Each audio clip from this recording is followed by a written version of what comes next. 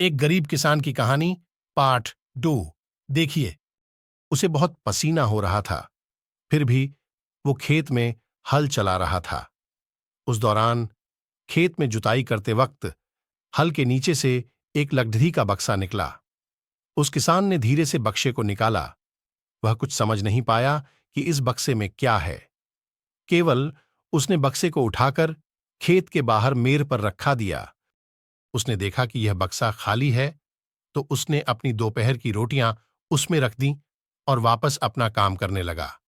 थोड़ी देर बाद दोपहर में जब खाना खाने आया, तो उसने देखा कि बक्से में बहुत सारी रोटियां थीं। उस किसान को बहुत आश्चर्य हुआ। किसान ने सोचा कि ये तो जादुई बक्सा है, उसमें जो भी चीज डालो वह कई गुना हो जाती है।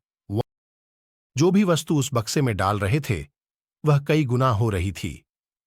उसने दोपहर का भोजन किया और फिर हल चलाने लगा।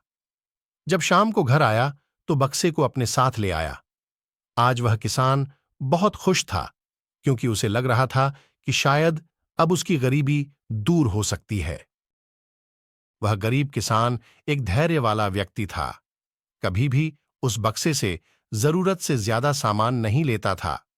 कुछ दिनों बाद उस बक्से के बारे में गांव के जमींदार को पता चला। वह जमींदार एक लालची व्यक्ति था।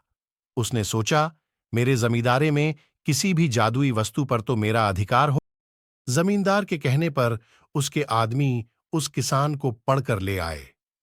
उस जमींदार ने किसको धमकाया और कहा कि तुम्हारा खेत मेरी जमींदारी का हिस्सा है, इसलिए उस बक्से पर मेरा अधिकार बनता है। जमींदार की बात सुनकर किसान डरते हुए बोला, मालिक, भले ही जमींदारी आपकी है, लेकिन उस खेत पर खेती मैं करता हूं, तो बक्से पर मेरा अधिकार है।